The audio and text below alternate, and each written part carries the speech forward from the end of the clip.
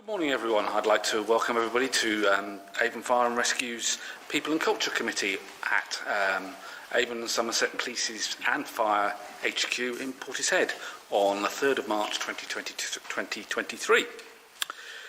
I have apologies of absence from Councillors Davies and Jacobs. I don't think there's any more. We've heard from Councillor Monk that he is intending to arrive, but he's running slightly late. Thank you.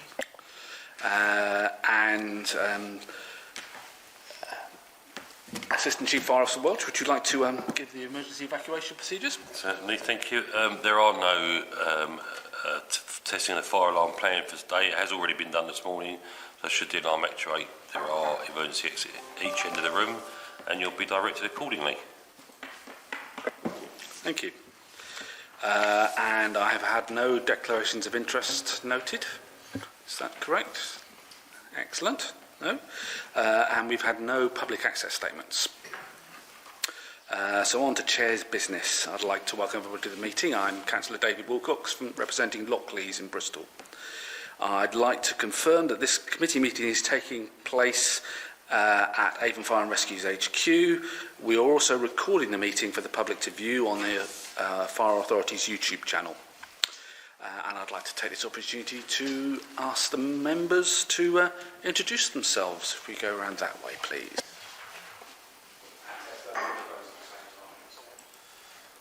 Right. Good morning. My name's Brenda Massey. I'm Councillor for Southmead.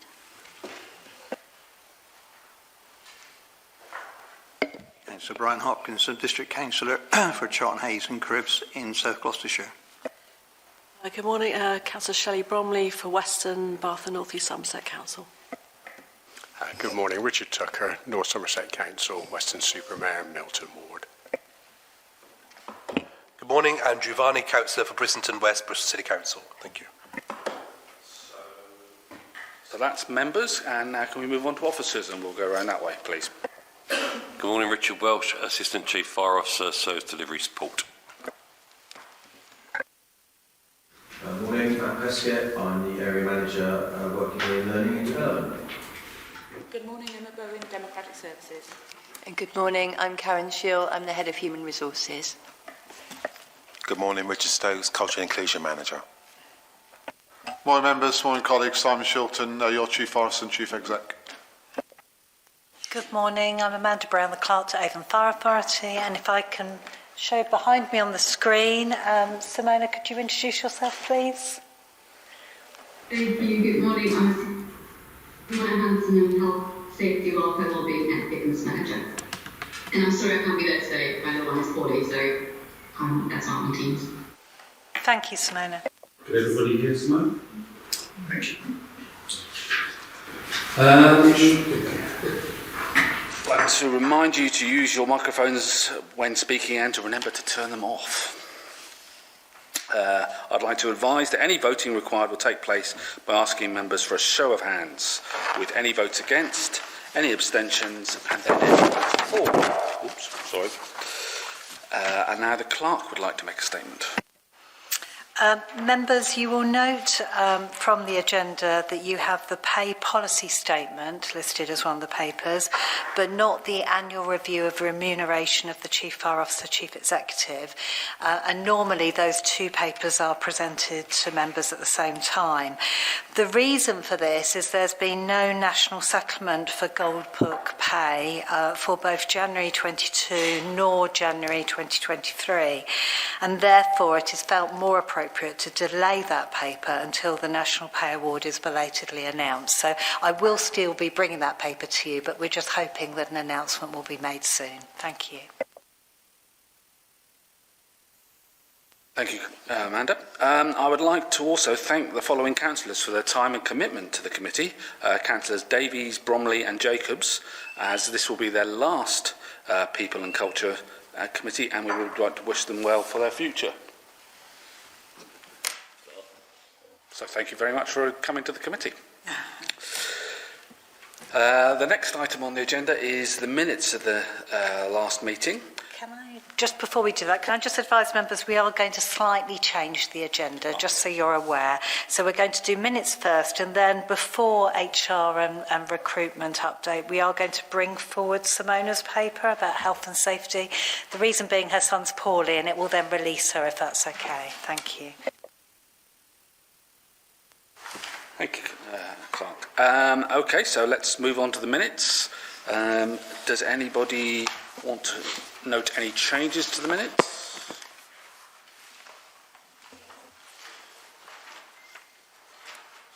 No? So can I have a show of hands about who would like to accept the minutes? Go move straight to that. Okay. Do I need a proposer and a seconder on that one or not? You can propose them. Yes, I Chair. propose them. Yes, okay. So we'll take them as read and accepted. I will sign them. And now we'll just move straight on to the annual health and safety report with Simona. So can you hear us okay? I'm going every other word first, but I have to use this. I can go in. Is that right? Yes, that's fine. Please go ahead. Okay, yes, thank you so much. Hi everyone. My name is Simona Hansen, like I said. I'm quite new to the role. I'm also new to the organisation. So part of it, to be honest, I kind of hope I was having this conversation with you 6 months down the line about what we've done as a team over the last 6 months. But hopefully the report that I've written makes sense. What I would like to note is basically some of the changes in the team. There are no financial implications with the report. And if you have any questions, then obviously I'll be able to answer them at the end. Is that okay? That's fine. Everyone? And can everyone hear me okay as well? Yes, it's fine. Okay, good. Okay, brilliant. So I'm not going to go for every paragraph of the report, but what I would like to kind of note right at the beginning is that the report covers the period between January and December 2022, and we, as a team, the team went through quite a lot of changes.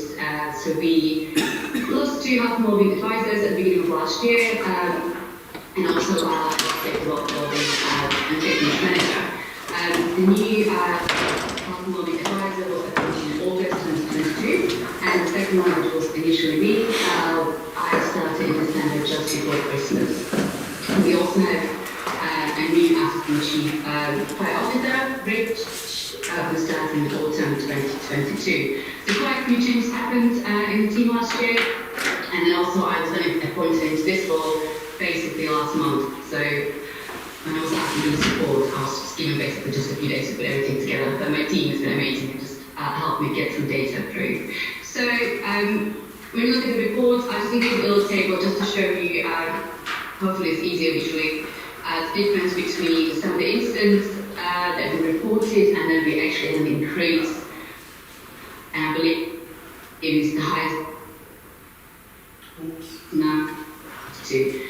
For me, as a person coming from an outside organisation into this service, that's great for me to see, because to be honest, the increased number of reported incidents, I believe from my previous experience as well, is very encouraging, because it kind of indicates the increase in proactive incident reporting. And I know that the team has done lots of work around education, but also raising awareness and the importance of reporting incidents. In the table, you can see increase in, I've got it printed here as well, as I'm looking down. So you can see the increase in near-miss incidents and work-related stress.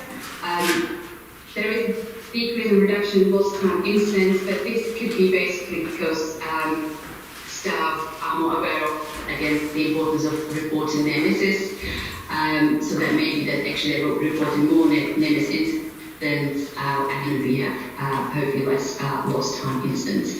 It could also be, and again, this is very hypothetical, that maybe staff just don't declare workplace incidents immediately, and maybe that happens later on.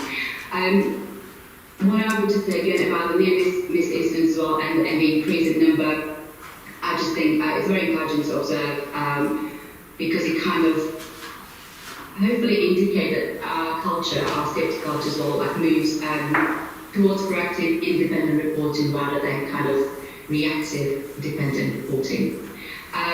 Increase in staff reporting work-related stress again, great. Hopefully, if people start a bit more aware of how to report these incidents and why it's important for us as an organisation to report these. But we also know that stress is often a very personal experience, and when we then have a one-to-one kind of conversation with staff who are off with stress, we often find that things like personal factors play a massive important role as well in their stress bucket, if you like. So often it isn't necessarily just work-related stress, but very much personal-related stress as well. As an organisation, we invested into mental health first aid training, which is personally something I'm very passionate about and absolutely amazing. So it's great for me to see again coming into this organisation that the service wants to invest into training staff in mental health first aid. We have more training scheduled for this month, and hopefully going forward we're going to have more mental health first aiders trained this year.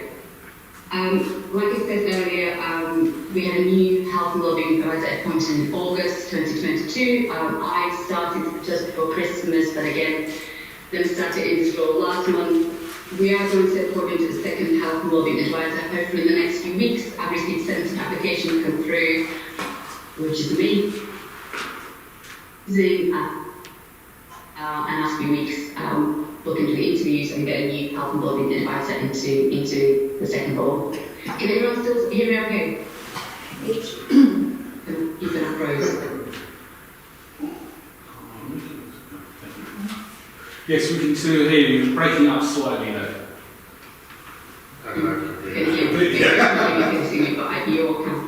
You can hear me, okay? Yes, that's you fine. You can all Rose, so make fully face the hand. Speaking of movements. Simona, shall we just move to questions and then hopefully the connection will catch up? Maybe that's Yes, okay, I heard that one. Any questions? Councillor Varney's got a question. Can you hear us okay, Simona? Can you hear us? Is it okay? Yeah, sorry, just going to froze again. Hi Simona, can you hear me okay? Yeah, okay, good. Thank you very much for your report. We noticed obviously that the number of incidents have increased compared to last year, and you've said that a lot of that could be explained by the fact that people are better aware of the processes, the procedures involved, are more likely to report. But I just wonder, have you been able to quantify that statement? I mean, do we know for sure that the increase is entirely down to people being more aware of how they can report incidents, or are actually incidents increasing in total? Do you know what I mean? I know what you mean, and I can have exactly you correct. Now we got I can have it, quick. Simona, if you could try turning off your camera. Can you turn your camera off? And hopefully it should help the audio a bit better. Let's give that a go. Now, can you still hear us? I can hear you now, Amanda, yeah. Okay, super. Right, do you want to start again with the answer to the question? Is that all right? Yes, I'll try to answer the question. So I totally agree, and I'm sorry I missed your name, but it's very, very kind of hypothetical. Yes, hopefully it is because staff are more aware of why it's important for us to report incidents, and they are also aware of how to, and hopefully have easier access to be able to go onto Oceans, which is a system, reporting system that we use, and submit. Yes. Simona, if you just pause that, what I'm going to... But also it's fine, but it's one or the other. Simona, if you could pause for a second. I think because of the quality of the line, what we might have to do is take questions in the room and then we maybe answer them by email. Is that all right? And then I can, if necessary, put that on the website so that the public get to see the answers as well. Is that okay? Yeah. So I think, unless any members have any other comments or suggestions, shall we break the connection at this stage? Is everybody happy? Okay, Simona, we're going to close down the call, but thank you for your help. Okay. Just in response to that, Councillor, I think Bye-bye. Thank you.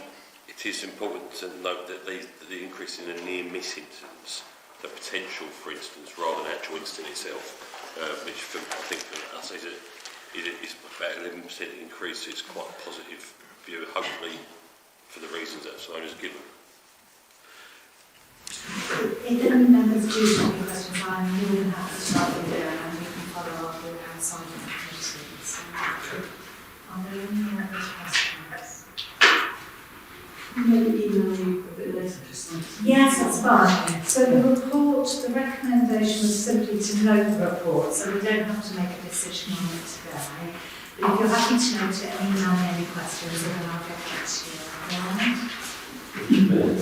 Sorry. Yes, of course. For me, the really important part of the report is 5.6, where it actually breaks down the number of wellbeing sessions, training sessions, like health training that we provide in that period, so, which I think is good.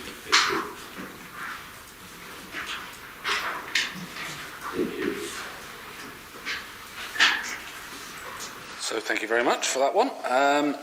So we'll move back to agenda item 7, which is the HR and recruitment presentation, and Karen's going to present that, please. Thank you, Chair. Well, I hope you all had a chance to read the report. It's a fairly short and concise report this time, because it doesn't seem that long since we last met. As you've seen from the report, primarily we've been working on recruiting and selecting reserve firefighters because we were anticipating the potential for industrial action, and I'll go on and talk to you about that in a bit more detail in a moment. But I wanted to give you an update and also a reassurance that despite the work that we were doing on industrial action planning, we've continued to deliver on all of the other service priorities, and I wanted to update you on some of the progress that we've made over the last couple of months. So in terms of whole-time recruitment, you know this is a topical issue that I discuss at every meeting that we have. The whole-time firefighter training school started on the 6th of February, so they're almost a month into their training now. They've had their induction phase for the first week, so they have all of the interventions in terms of health and safety. So if we just listened to in Simona's briefing, it's absolutely important that from day one, all of our employees understand the importance of health and safety, how to report things both for our own personal well-being and also to make sure that we've got a safe working concept from day one of training school. They've also had interventions from people such as Richard, and he will probably talk to you later on, in terms of the importance of equality and diversity, and also things like prevention and protection, because it's really important that all of our firefighters know through the recruitment and selection process, the role of a firefighter is not just about operational response, it's also about protecting the community and making sure those education messages are understood. So our firefighters also have interventions on that. So it's almost classroom based for the first week before they get out and start doing the theoretical and practical aspects of firefighting as you might recognise it. So they're progressing really well. I've had some really good feedback from the trainers, and hopefully they will all be graduating at the end of the at the end of the course, and you will all be invited to attend the graduation ceremony, which I know is a really popular event in your calendar every year. The next recruitment campaign, we're literally back to back, so we've just got one selection process which will now start on the 10th of March, the next Friday. So it's quite a short window where people can register their intentions to become a whole-time firefighter, and then the selection process takes place over the spring and summer, with the training school starting at the end of the year, and also potentially a further training school early next year. We're looking at vacancy profiling at the moment. There are some difficulties around fully anticipating how many vacancies we will have because of the uncertainty around who's going to retire and maybe whether other people may leave. So there's always a sort of best guess in terms of what we know in terms of our establishment, and we hold a buffer so that if we do need that second training school, we'll be able to fill both of those training schools from this campaign. So I'll keep you updated as we go through the spring and summer to update you on the diversity of the candidates, and also as those selection processes continue. We've discussed previously about some of the changes that we've made to the selection processes to make sure that they're inclusive as possible, so that people from, particularly from underrepresented groups, that they get their added input and help and support. So we've talked previously about people that have failed in terms of the fitness and the strength test previously. We maintain contact with all of those candidates, and then we also invite them back to have some further input in some fitness training, strength training, and that work is ongoing at the moment. So there's some work that we're doing with CrossFit Gym and also with our own lead fitness advisor to help and support all of those candidates. We also put a lot of information on the website in terms of how to help people to prepare for their application form stage and for their interviews. So we're trying to get people as ready as possible for each of those stages of the selection process. So leading on to industrial action planning, you will be aware, probably from the sort of press interest, that the Fire Brigade Union members voted with the majority to reject the pay offer, and therefore strike action was looking quite possible for this fire service sector. Obviously, that's not just an issue for Avon Fire and Rescue Service, that's a national issue because pay is determined nationally. So we were planning, we already have our own business continuity resilience plans where we should always have a complement of reserve firefighters to help us in spate conditions. We did already have a number of them, but for various reasons there'd been quite a sort of turnover of staff, so we had to do some quite concerted efforts to make sure that we had the number required so that we could continue to protect the community if strike action was called. So as at the 14th of February when I wrote the report, we had 89 reserve firefighters, drivers and team leaders and 25 reserve control staff who were in the process. So some of those were, had been fully trained and were fully up to speed in terms of their competence, and others were going through the selection and training process.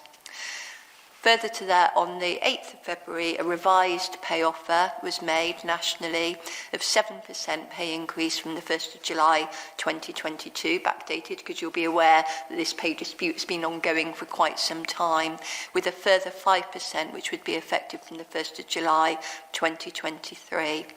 The Fire Brigade Union Executive Council recommended to their members on the 10th of February that the offer should be accepted, and a consultative ballot was then launched nationally, and that closes on the 6th of March. So at the moment, I can't say to you what the indications of that ballot will be, but we've obviously continued with our industrial action planning just in case we do proceed to industrial action, but we'll be able to update you further at the close of the ballot. So even if we don't go to industrial action, all of the work is not wasted. Obviously, we'll have that complement of trained staff to help and support us if we have a shortage of firefighters for any reasons. That could be, for example, if there was a spike in COVID again and we had people off sick or any other sort of spate conditions where we might need to call upon that reserve complement. We've also engaged with recruitment agencies. We've got LGV drivers, which you'll know from previous conversations, there's a real shortage of those. So these are some really valuable resources for us that we can call upon if we need to help us maintain our service to the community. So leading on about the review of employment cases, you'll be aware that I update you annually on employment cases. That's normally at the end of the operational year. So at the end of March, I'll be gathering all of that data, and at the next committee meeting, I'll give you a full update on all of the discipline and grievance cases that we've had within this operational year. But the cultural improvement is something that obviously can't go unnoticed. It's been on the press in terms of nationally and also unfortunately locally, and some of the issues that we've had historically in Avon Fire and Rescue Service and the actions that we were already undertaking to improve the culture that we have in Avon. The zero tolerance statement, which I spoke to you about previously, was introduced in December 2022. That was very much led by the Chief Fire Officer and the Service Leadership Board, but also various stakeholders across the organisation had input to that. It was really important that this wasn't just a message that came from the top down within the organisation, but that people actually had some involvement in developing that, and that we're doing a lot of training and engagement with our workforce, because for a culture to be positive and to be inclusive, it's important that every single one of our employees understands that message and also are allies to people. So if there are any issues within our culture, that we're not just relying on the person that's maybe on the receiving end of that they've got supportive colleagues and managers who are supporting them in enabling us to deal with those issues at the earliest opportunity. You'll recall that following the last meeting, the London Fire Brigade Culture Report had only just come out, and I wasn't able to update you on that because it was only literally hot off the press. We've now had a good review of that and looked at all of the recommendations arising from that, and we've got external appointed investigators who are looking at all of our discipline and grievance cases over the last 18 months to give that independent external scrutiny, and it's 2 lawyers who are looking at those cases to make decisions on whether or not we've acted appropriately throughout, whether the investigations were carried out swiftly, whether they were balanced investigations, whether the outcomes were proportionate, and that information will be fed back to the Service Leadership Board and then in turn to you at a further committee meeting. We've also introduced a regular programme of station and workplace visits. This is something that's ongoing, but we're just looking at our final tranche of visits for Service Leadership Board and Service Leadership Team. And the topic of culture will be discussed at each and every one of ththose meetings to get the views from the workforce really as to what they perceive. So we will have a view of our culture, and it's also really important for every single workplace that people feel able to speak out. We also recognise that sometimes in those visits people may not feel able to speak out in a group setting. So it's also about making sure that people see us, that we are visible to people and that they can then pick up the phone and discuss any issues. The Chief has written as well personally a letter to all female staff and has said he's got an open door policy and encourages people to speak out, but we also need to work very closely with our DICE colleagues, with human resources, with the Fire Brigade Union, with line managers to make sure that people have got a lot of contacts across the service, that if they are experiencing any issues that they can talk to somebody that they feel comfortable and that they know most importantly that things will be addressed and that we will take appropriate action. The Dignity and Respect policy was issued back in December 2022, and we're also looking at doing a toolkit for both employees but also line managers so that people see if they want support or if they've got a member of staff that is struggling or has issues and the manager may not know how best to support them. There's some advice and guidance there, and there will also be a confidential reporting tool and a reporting tool where people can say, this is my name, I'm having issues within my workplace and I would like some help and support with that. That will go in confidentially into human resources, and we will work with that person to look through the options as to the different sources of help and support, whether that's a formal investigation, whether that's mediation, whether that's training for the workforce. So it's looking at that and making sure that's very much person-centred so that person helps to drive forward what they want done to resolve those issues. We've also considered implementing an external reporting tool because we had a presentation last week at our culture workshop where we said that for various reasons sometimes people just don't feel able to raise these things within the organisation. It may not be personal to me, but they may think, well, I represent the organisation, I'm part of the organisation, and for various reasons they may not feel comfortable picking up the phone and talking to me or a member of the HR team. So we're also looking as to whether or not other services have engaged this external organisation and had some success around that, and it's just another tool and avenue that we're exploring at the moment.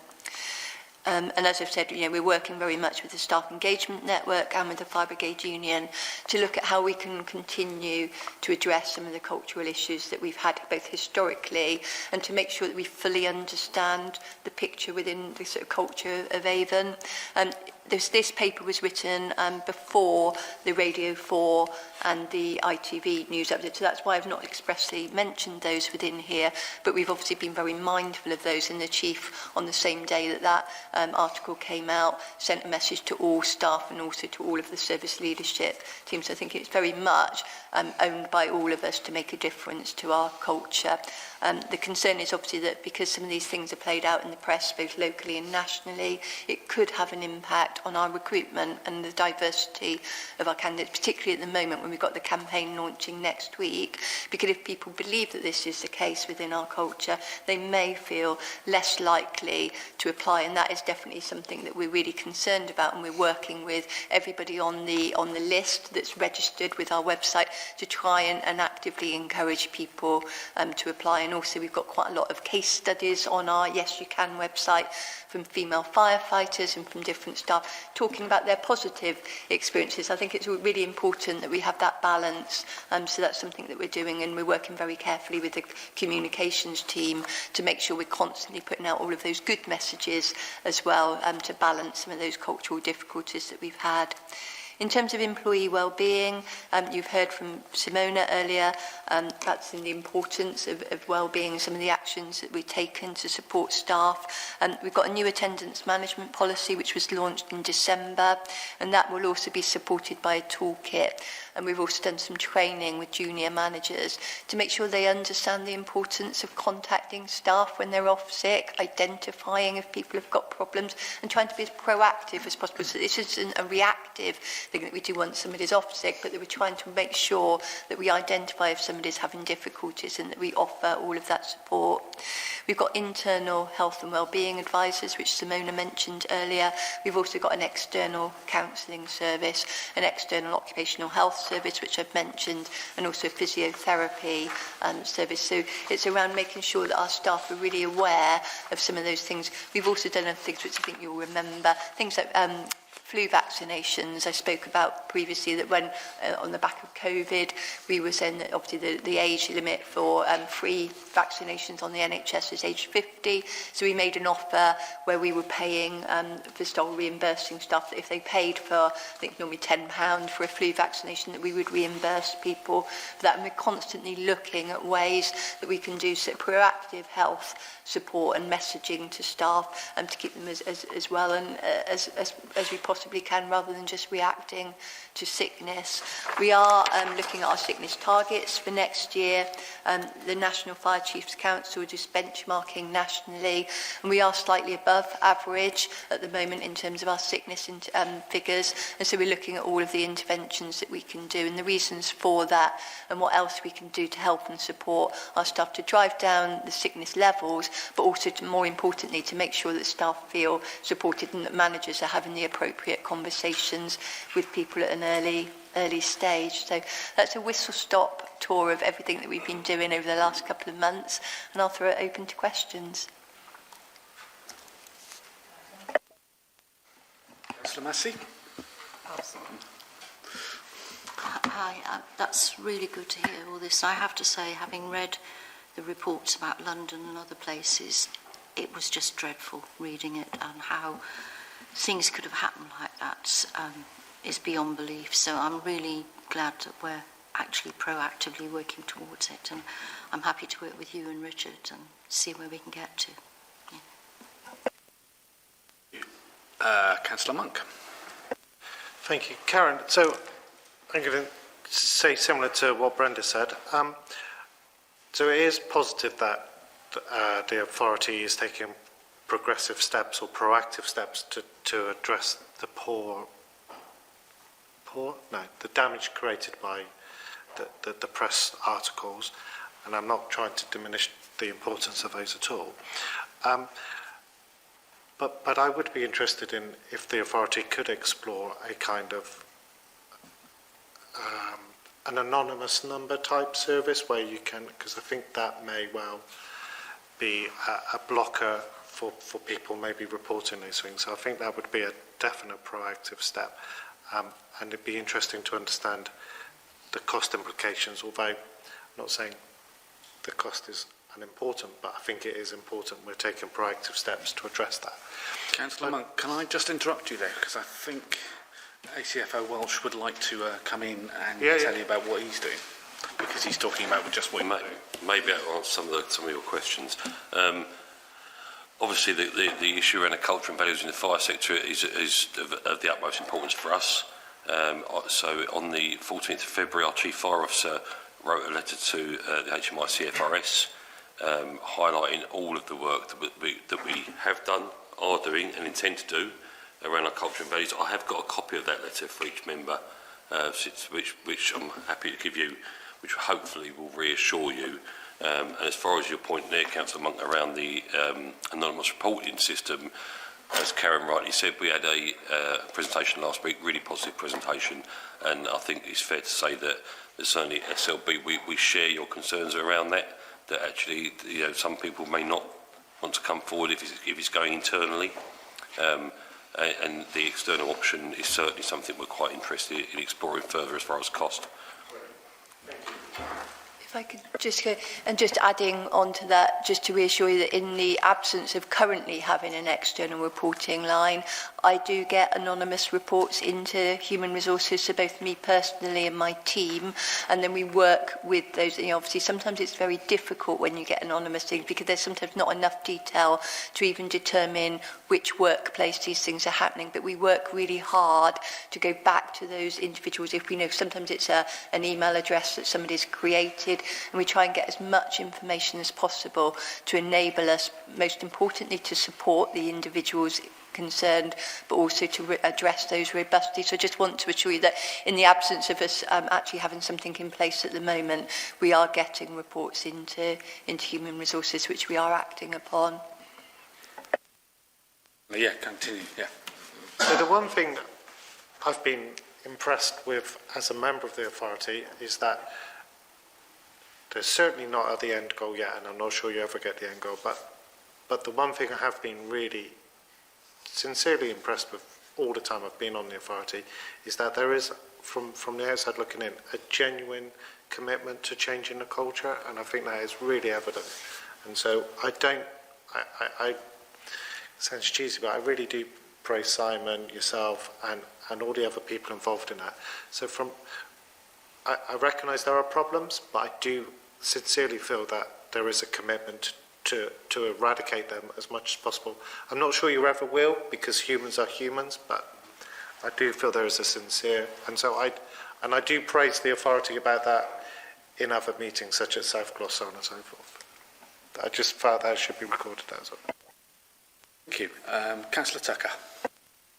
Yes, thank you, Chair. I think over and above obviously the national and local coverage, what really sort of drove it home to me was a conversation with my dad a couple of weeks ago that I mentioned to Richard when I was last here. My dad was a fireman, as was then, in the 70s back in Weston for this Somerset, and then early days Avon Fire Authority. And he was obviously commenting to me about the news coverage that he picked up. And he said, you know, people need to know where the line is. He said, we used to have sort of practical jokes and pranks amongst one another, like sort of unscrewing bed frames on the night shift, so when someone lies in it, it all collapses, and little things like that. But amongst yourself, and some of the disgusting tales that he'd heard on the media, he was sort of really appalled by, and that kind of really drove it home to me a little bit. As Adam says, it's down to people at the end of the day, but I think latterly we've got this kind of horrible kind of culture whereby people don't have much respect for each other, and bullying doesn't seem to matter, but it's down to people at the end of the day, and us to drive it. And I think, as Adam says, you're all doing a very good job in trying to put out the right message, I think. Thank you. CFO Welch would like to respond. Thank you. I think you're absolutely right, Councillor, that there is no place for that in our organisation or in the fire sector at all. And I think it's really important that we remember that actually the vast majority of our people are excellent people who really care. And then unfortunately, the sad tales that we do hear and have heard recently in the media are a very small minority of the fire sector generally. And that is what we're working really hard to address. The letter that I referred to earlier, that our Chief Fire Officer wrote, actually fills up one side of A4 paper of bullet points of all the work that we are doing to address those issues. But you're absolutely right, it's that small minority of people. Thank you. Councillor Varney. Thank you very much, Chair. Thank you, Karen. Just a couple of things. Firstly, you mentioned about how you're sort of proactively trying to encourage people to take up vaccinations to kind of reduce workplace sickness and offering to pay for people's vaccination. A great idea. I'm just wondering if we could be even more proactive and actually get somebody to come in and offer vaccinations on site. I'm not sure if that's a service that is offered by the NHS or a private medical company. It's something we've explored, so definitely for some of our firefighters, for example, that are involved with swift water rescue, we do HEP vaccinations. That's something that's very much a work-related thing, so definitely we have either a mobile unit or a nurse that goes out to those fire stations and does those vaccinations on site. For other things, what we find is most of our work, well, many of our workforce don't always live within the Avon area, or they are quite geographically dispersed. And when we've spoken to the workforce previously, they said they find it better to be able to go to their local pharmacy, that they find that more convenient, and also then they can fit it in at a time that's convenient for them. Sometimes because of our sort of watches and how it works, it's quite difficult to make sure that we're working effectively to get a nurse to go round all of those different sites. So that's something that we've done at the moment, but obviously we're always open to sort of looking at that and keeping it under review to do the most effective thing. Occupational health also got mobile units, so it's something we've got a new occupational health contract, so it's around how can we use those really effectively, both to do medicals but also to look at the support and the sort of interventions that we can do through occupational health. Does that help answer the question? Yeah, that's perfect. And the other point I just wanted, well, the question I wanted to raise is about the dropout rate for the whole-time recruitment. I wonder what it is, and if we know why people drop out, and is there anything we can do to address that dropout rate? So we analyse that for every single campaign. So as a very rough guide, we have about 800 people normally that apply at the registration phase. And then we do some online tests, and we look at the, who is the dropout rate for the online test, and is there any commonality? Can we gather all of the diversity information right from the outset? So whether somebody's from an ethnic minority, some gender, mixed age profiles, etc. So we're always looking then at each stage of the process, the application form stage, the physical fitness stage, and then putting in the relevant interventions. Sometimes that's as simple as some tips on how to fill in an application form. It might be that for age, some people that maybe haven't applied for a job for quite some time that maybe need some extra help and support. The same for interview stage. We're looking at each of those stages and looking at whether there are any barriers that should be removed from the process, and continually evaluating as we go through the selection process. But at the end of every campaign, we have a proper sort of wash up where we look at all of that data. We keep the details on file for at least a year with their permission, and then we contact them after the campaign to offer them help and support. It's very rare that, because it is such a competitive process, it's very rare that people get through on their first attempt. So it's trying to make sure that people learn where they maybe went wrong on the first time around, and that they have all of that advice, guidance and support to equip them to be able to hopefully be more successful the next time that they apply. Okay. Councillor, can I just ask, were you meaning drop out during the recruitment process or a dropout from the course? Because I was misunderstanding. Yeah, I think primarily I was thinking more about those who have started their training and then decided to drop out. But it's interesting to hear what you said about the actual recruitment process dropout as well. Apologies. We get a very low level of dropout at the training school. We had one, I think, last year, and that was because they just weren't able, from an emotional perspective, they found the course quite more stressful than they'd anticipated, and therefore they elected to withdraw. We've got fantastic trainers who are based at our Seven Park Training Centre, so they work with those trainees to try and make sure that they have all of the skills and competencies and all of the input needed to enable them to graduate. But I think it's a success of the selection process. It's because the selection process is so rigorous and it takes so long. We're pretty much sure that by the time we're at job offer stage, that all of those people have the ability to successfully go through that training school. But if there are any problems, sometimes we've had people that have dyslexia or might struggle with it. So we identify that right at the outset. We look at what reasonable adjustments or what training needs or training styles people have. So I think we are really successful at making sure that everyone gets through the training school. Thank you. And Councillor Bromley would like to come in. Thank you, Chair. Yes, just coming back to what we were talking about, sort of, about 10 minutes ago, the radio for, the cases of harassment, bullying, in some cases violence. I just wondered, actually, thinking about the selection process and how I suppose there's sort of a profile of the kind of firefighter that would fit into the organisation and sort of questions that would maybe screen some people out. And I suppose you have that as a contrast to what seems to be like a sort of a pack mentality that comes out in the watch, a sort of that means that maybe if concerns are raised, a blind eye is turned, and people have noticed certain incidents, but they don't want to speak out. And so it's a sort of you have this contrast between the individual, who's obviously very upright and moral, and then something happens maybe when you have this sort of group influence, and which is very hard to overcome, isn't it? It's, even with sort of training and sort of refresher training, I don't know, Richard, how you can overcome that in some ways. Thank you, Councillor.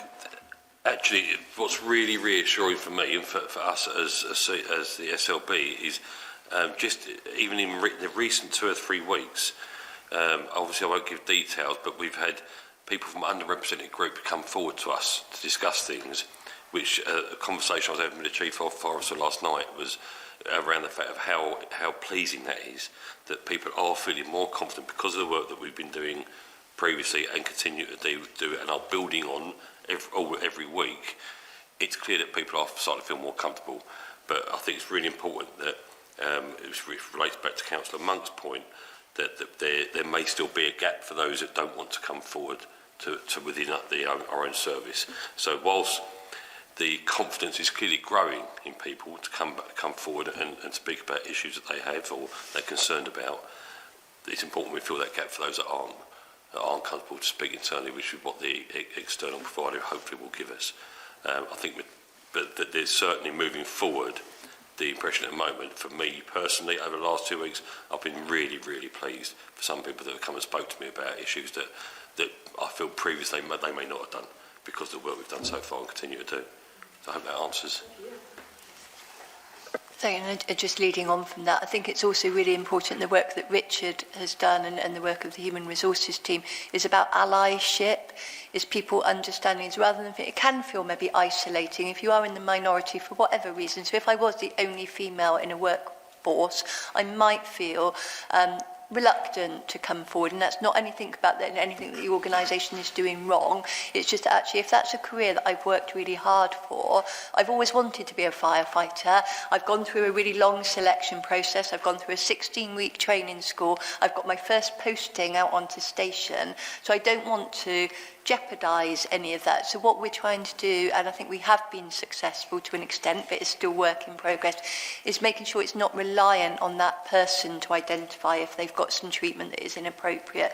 It's about having colleagues that work alongside you that self-regulate, and they help and support you so you don't feel isolated anymore. You've got a whole group of people around you that are saying, actually, that was wrong, and I'm not going to ask you to say that was wrong. I've identified that, and we're going to talk. And if you've got that really good work culture, because you talked about a pack mentality, but the positive side of that is we've got really strong, healthy watch cultures. We talk about the firefighter family, and so actually you should be able to self-regulate on a family, and you should be able to call people out without it becoming a formal investigation process, but that on the very first time that something is done or said that is inappropriate, that's dealt with, and it's a much better workplace for everybody. So I think that's the work that we're really conscious of doing. We're also working with SARI as well, which was out just last night doing the training session, exactly for those reasons, is to talk to a couple of crews to make them understand the importance, because sometimes people switch off, don't they, to equalities, and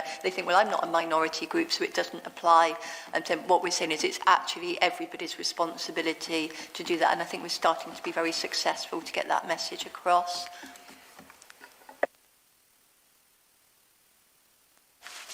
Thank you, Karen. Would anybody else like to come in? No? Well, thank you for that, and I am gratified by the progress that Avon Fire and Rescue has made in this area, and I look forward to seeing more progress. So that report was just for noting. It is for noting, yes. And now we can move on to the pay policy statement, and I believe you're giving that one, Amanda. Thank you, Chair. Yes, this is a statement that you receive, members, every year. The recommendation is that you approve the proposed pay policy statement 2023-24, which I've set out Appendix 1. And also today you're noting that the gender pay gap report for 2023 will this year be combined with the ethnicity pay gap report, and that will be reported to your next meeting. And the reason for that is it's based on data for a snapshot date of the 31st of March. So Richard Stokes will be presenting that report in due course. So by way of background, it is a requirement that you receive this statement for your approval under the Localism Act 2011. It's an annual statement which sets out the Fire Authority's policy towards pay issues generally for different categories of its workforce, and also compares the pay of the senior staff to the lowest paid employees. If I take you over the page to page 22, the requirement is that we publish this pay policy statement before the 31st of March each year, which is why you've got it at the meeting today. And as I've already said, you will get the other bit, which is the pay gap reporting at your meeting in June. So if I quickly refer you to the statement itself, it starts on page 23 of your bundle. I'll just draw your attention to a couple of things. You'll be delighted to hear I'm not going to take you through every page.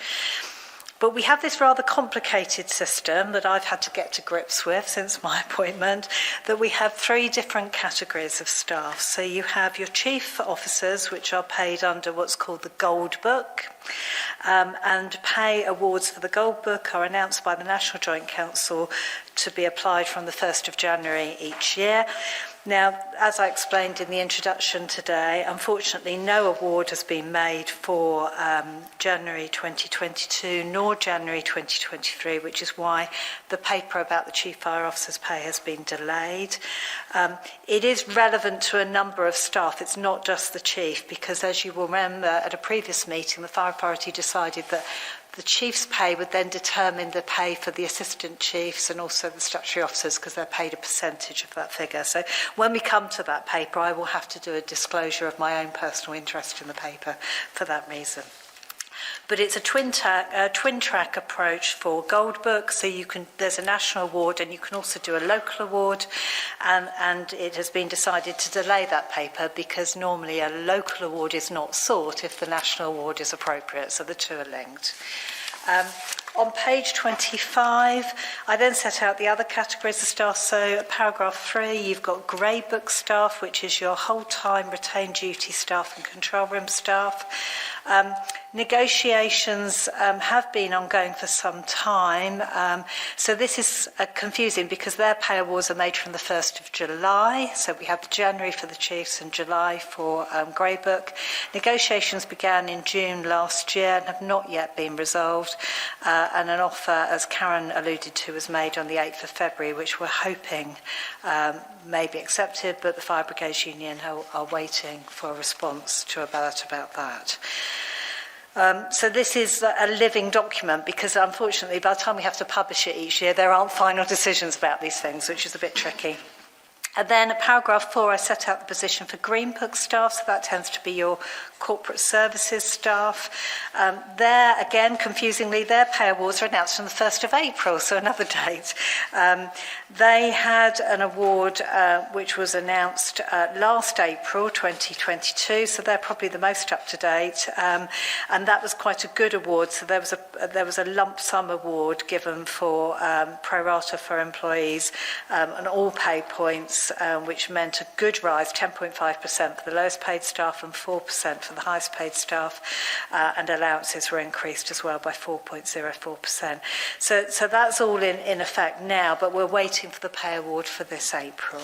Okay, and then if I take you over the page, the important thing to note is that Avon Fire and Rescue Service is a real living wage employer, so we go above and beyond the government's minimum hourly rate, and that detail is set out at paragraph 5, so you can be confident that we're a fair, we pay a real living wage, which is a fair remuneration.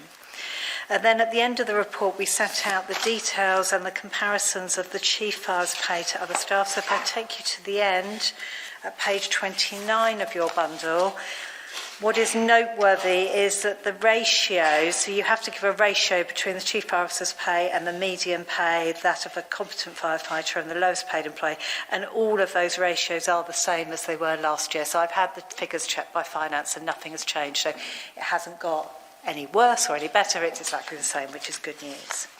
So I think that's all I intended to say. I'm hoping you're not going to ask me any tricky financial questions, but if it's any other questions, I'm more than happy to take them. Thank you. So who would like to start the questions off? You don't have to. Nobody wants to start? I've got a question. Oh, good. Okay. What's the starting salary of a recruitment fireman, a firefighter in A7 Park, please? No, the starting salary is 24,000, rising to 31, just under 32, around the 32 mark.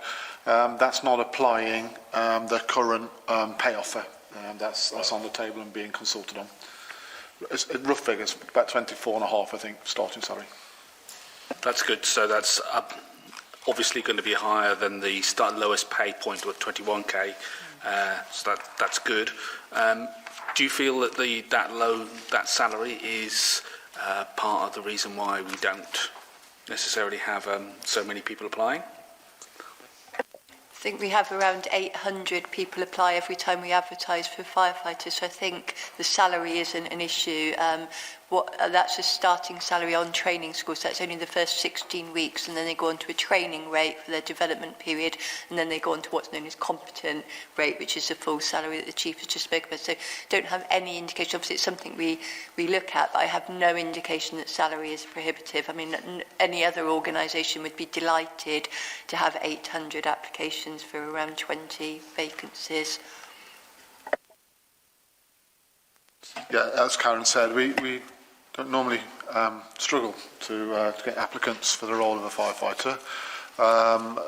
In anecdotal information, talking to staff, a lot join the job not for the salary. Some have taken salary decreases, but they can because they want to be a firefighter and want to serve their communities. But as Karen said, it's not normally a position that we struggle to receive applicants from for the role, and probably generally because less around salary remuneration, more around the diversity and, I guess, in my view, a privilege to be a firefighter and serve our communities. Any more questions? Councillor Hopkinson. Yeah, just a comment. I was a bit quiet on the other items. I'm not going to go back to those. But I'd just like to say that effectively, I think it's basically, it can be recognised by people here. I think, you're getting a lot of people which actually want to be firefighters.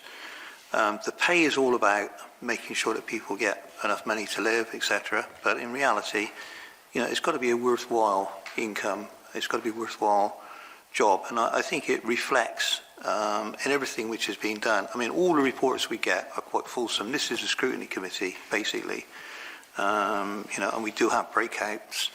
If we consider looking at a report, there's something wrong or something bad, and we're taking notes of. But the little bits which we put in is, I think, basically indicative of the fact that the fire authority itself is doing a damn good job and making sure everything is working really well, as my colleague here said earlier. So, I'm really pleased with this, and I'm quite happy, with going ahead with what's been proposed. Thank you.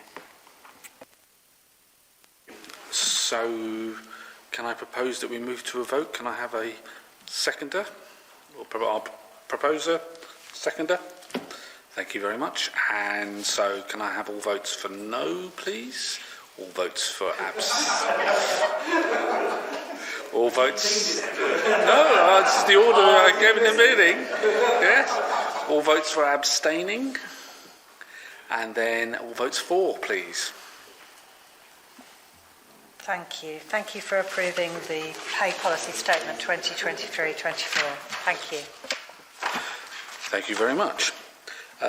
So now we'll move on to the quarterly training report, which I think Matt is going to be giving us a report on. Thank you. Thank you, Chair. There's a few points in here that I'd just like to make everyone aware of. I think there's some good news stories in here. So starting off at section 5.1 under guidance.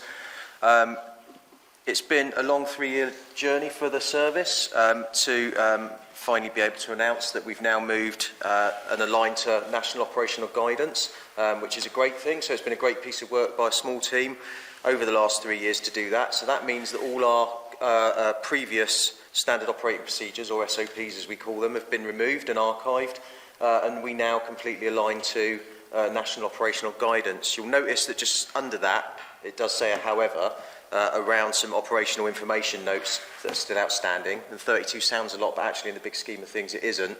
And some of those are quite small ticket OINs as well. That is mainly due to the industrial action planning work that Learning and Development were involved in, which meant that the 2 meetings that would have signed those off didn't take place. But what I can do is assure you that they will be signed off over the next few meetings, which will happen in the next couple of months.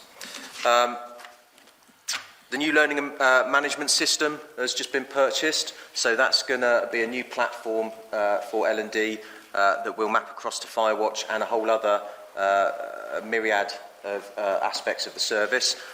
So we've just taken on someone who's going to start to embed that product, and that will also include our personal development review system, which I'm sure you know is coming to the end of its life. So there's a new PDR system that will build into that as well. So that will make sure that we have good reports that we can actually internally assess as well. So that's a piece of good news. Moving on to operational training. The operational training team have been fully engaged in delivering reserve firefighter courses during November, December and January. Now that has led us to be unable to deal with the backlog of BA requalifications that fell out of the COVID couple of years that we had. However, what we have done is worked hard to bring that back in line, and what I am pleased to say that by the end of March we will only have 7 remaining people who will require to book themselves onto a course. That is down from 68, which was in February, so that means that we've done 61 during that period, as well as all the additional industrial action planning and training that we were doing there. With regards to Severn Park, Karen's mentioned that we've just started our latest apprentice recruits course, so we've got 24 recruits on that, started on the 6th of February. I believe they had their first assessment session this week. I don't know how they've all done, but I went down and watched them at the start of the week, and they were all very, very nervous, but very, very keen. So they were all doing really, really well. Driver training, there's been some changes over the last couple of years with regards to legislation for that. So those courses now have gone up from 1 week to 2 weeks. So a trainee driver has to have 80 hours of input for that course. So the training department have worked hard to actually incorporate that and do that really well now, and that's gone down really well with the people who are being trained, and the feedback we've had from that has been really good. There's some good news around hazmat and malicious threats with regards to collaborative working with not just other fire and rescue services but also other emergency services.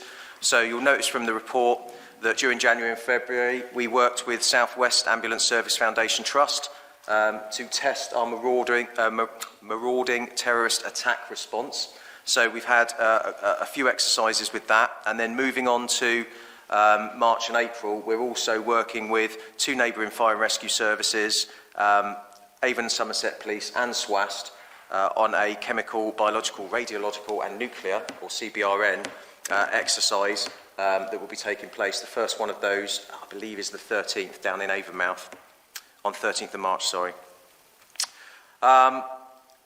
In March, Urban Search and Rescue will host 5 national USAR teams, East of England USAR teams, for their national assurance exercise. So we'll be hosting that and running that, and then will be taking part in a return exercise in London during April for our team. With regards to the apprenticeships, so we've got the 24 firefighter apprentices who started at the beginning of February. We've now got 70 in total, and the first cohort of 24 that we started with about 2 years ago are coming to the end of their apprenticeships, so they'll undergo their endpoint assessment shortly. I think that's at the end of, in October. Another exciting piece of news for us is around leadership. Leadership is the foundation of everything in our service, about making sure that our people perform well, act within the service values, and out on the incident ground can do the job that they're actually paid to do. So we are piloting a new leadership academy this year. So that's going to be taking people who have demonstrated skills at the lower levels, and we're going to take those, give them some really, really good development, make sure that they've got the skills they need to be the future leaders in this service. And that's going to be an 18-month programme which will start from probably September this year.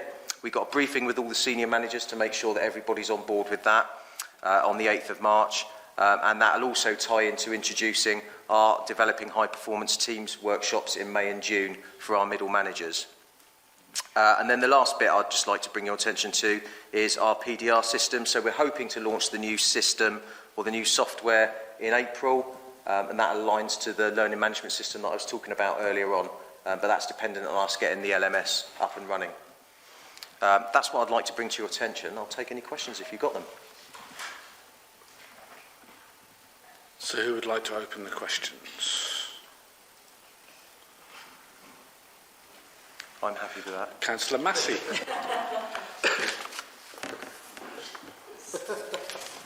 Pretty far away, obviously, stop me asking questions. The personal development reviews, that's really interesting about the software. It'd be quite good to see a demonstration of that at some point, to see what it covers. Yeah, I'm sure we can arrange that. The PDR system itself is basically just the platform that we record everything on. The really important bit of a good performance development review is the conversation that happens between the line manager and the individual, not only about what they've done in the previous 12 months, but then looking forward about what they're going to do over the next 12 months to develop themselves, whether that be maintaining their role that they're currently in, or whether that be going for promotion. So it's really all about that conversation. So in line with the PDR system, we also have PDR development sessions for our managers so that they can actually have those conversations, because it's easy to have a nice conversation with someone when they're performing well, but it's also about being able to have difficult conversations with people and making those a positive thing for that individual so that they can move forward, address the things that are brought to them, and actually take those and become better members of the organisation. Councillor Tucker. Yeah, thank you, Chair. It was interesting to note that we're doing some joint training with ambulance and police as well, and obviously that's got a lot of value into it, and it looks as though that might be something we might be doing a bit more of, do you think, or as and when it's required?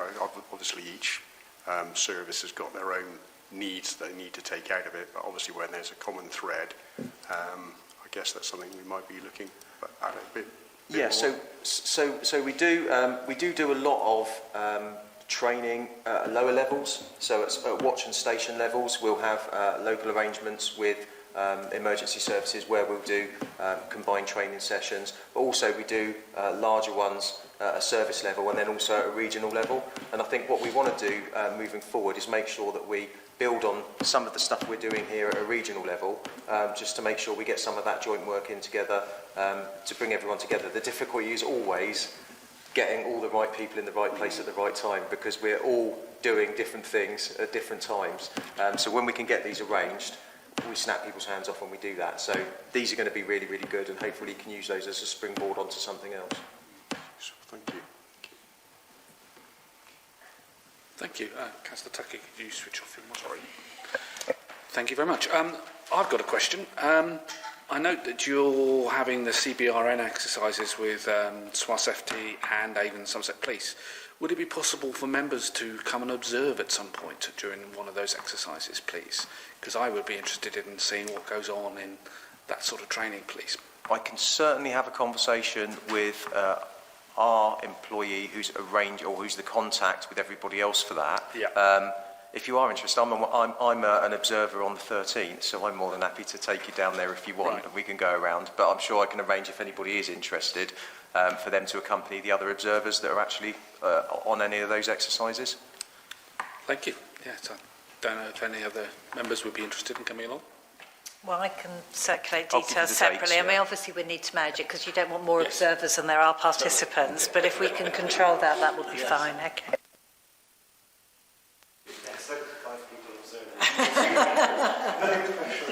In a hazmat suit, yes. That would be bad. Well, thank you very much, Matt. And this report is for noting, please. So I'm going to note the report. And next is item 11, which is the DICE strategy, which I believe Richard is going to lead us on. Thank you. Thank you, Chair. Good morning, councillors. This is just a short update on the progress of the DICE strategy since my report to you in December. The strategy is being updated and launched on the 16th of January after a period of consultation with all stakeholders, which provided really good feedback, constructive criticism, and as a result of that, some quite significant amendments were made, which has built an even more robust strategy for the next 3 years. The recently formed People Services Forum have now got a key role in supporting the delivery of that strategy. The People Services Forum consists of a steering group and 2 working groups. The 2 working groups are dedicated to the culture change action plan, delivery of those actions, and also the DICE strategy and supporting the delivery of those objectives as well. This is a real step forward for the service, as I've always expressed in the DICE strategy, that it's everybody's business, not just the DICE team or 1 or 2 individuals. And we feel that this will ensure that those key stakeholders across the organisation that do have a part in delivering those objectives and it does impact in their particular area of work will be able to contribute to the successful delivery of those objectives. We had our first meeting last week? Yeah, last week, and it was really successful, both working groups and the steering group as well. So I'm really confident going forward we'll make a lot more progress over the next 3 years in supporting that delivery of key objectives. The strategy will be reviewed annually, any amendments and adjustments made, and it is a live document, so we hope to be learning along the period of the strategy. Any learnings that we find, we'll make those adjustments and improve the strategy in itself. I'll be reporting every 6 months to this group on progress and obviously feedback on any key successes. Some of the key updates to the strategy include the incorporation of the NFCC Core Code of Ethics, which we feel really does underpin our own service values and behaviour framework.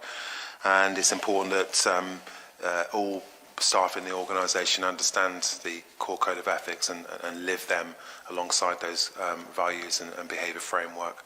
And hopefully we'll be able to monitor and measure the changes in behaviours and the amount of cases that come through, and obviously see the reflection of people living those ethics and morals. The strategy also features in the recently revised and relaunched e-learning programme, which we've sent out to the whole organisation as a mandatory piece of training.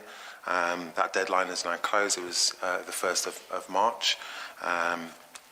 And within that, we reiterate the need for everybody in the service to participate in the delivery of those objectives, and where it's feasible, of course. It's also featured and forms part of the face-to-face DICE training presentation, which is currently being delivered to all on-call stations. First one, as Karen mentioned, was last night at Radstock. Within that presentation, I broke down what the objectives or what's involved in delivering those objectives and what part everybody has to play in ensuring the success of those. It also features in the standard DICE training. Sorry, I forgot to mention that the DICE training that we delivered yesterday is in collaboration with SARI. It's the first time we've done this with SARI, and I'd like to report that last night's session was very good. Better than we expected, and in terms of the participation and acceptance from the crews, which was a mixed crew of Radstock and Poulton. We had really good positive feedback and participation as well. We will evaluate this training. There'll be a couple of weeks between the next set of training, which runs all the way through to May. But we'll evaluate that training, look at the feedback and make any amendments and adjustments to go forward. It also features in the training for all new recruits, including new firefighter recruits, where we have a slot every intake. Where we do the DICE training and some cultural updates as well. And finally, I'm pleased to announce that finally we've had a successful employment of 2 members of staff for the DICE team. We have Anne Taylor over there. Anne joined us on the 1st of March. I'm very pleased to have her on board. She's come across from Avon Somerset Constabulary. And we have the Community Engagement DICE officer arriving on the 1st of April, who will help us to broaden our community engagement reach across all of the service areas, not just Bristol, as it's been for the last 3 years. That's my report, and any questions will be welcome. Thank you, Richard. Councillor Monk. So you delivered the training yesterday to the first on-call station. So what would you summarise the feedback that? How do you feel that went?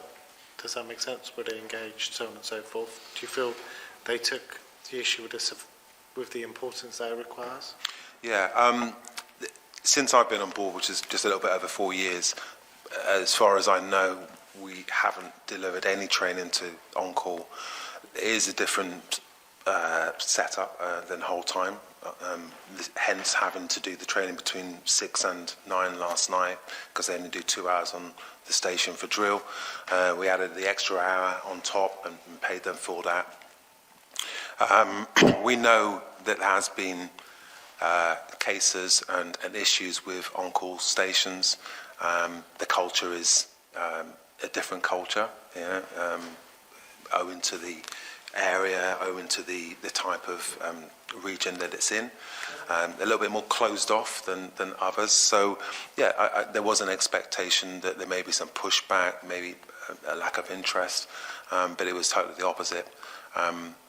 There were some, certainly quite strong comments in terms of how they perceive the organisation, and, certain divides between different parts of the organisation, seniors and others as well. But we were able to rectify that and certainly highlight the work that we've been talking about this morning in terms of changing the culture and improving the working experience for everybody. And one thing is noticeable, that because they are that far out in sort of those areas, it does take quite a long time for the good work that we're doing to percolate through to them and then to get an understanding. So what I found was that there is a lot of sort of hanging on to legacy issues. And again, I kind of reiterated to them that changes are taking place, and it's your responsibility to understand and obviously trying to research and the changes that we are making, and to adjust their perception on how the organisation is, rather than sort of stick like a broken record. And then again, that was received quite well as well. So yeah.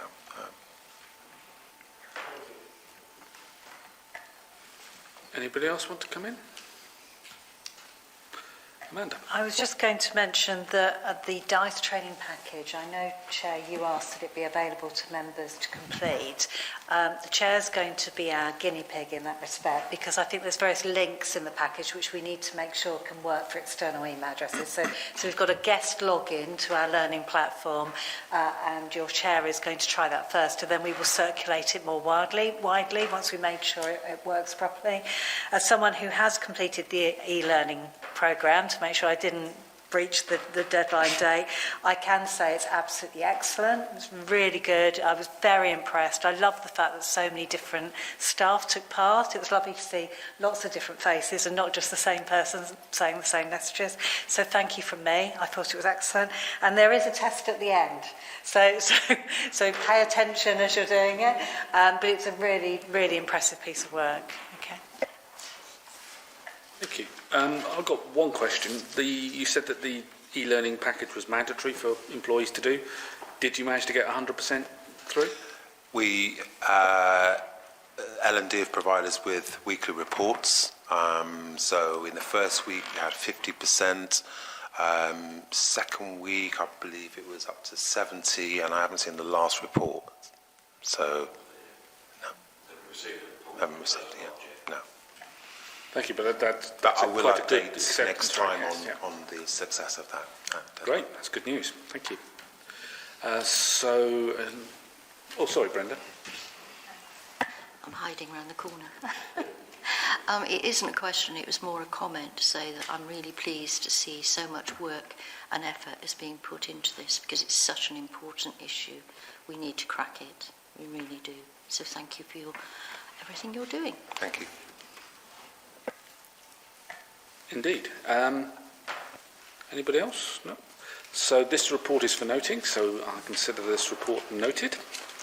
The next item on the agenda is the date of the next meeting, which is Friday the 30th of June 2023 at 10:30. Do we have a venue yet?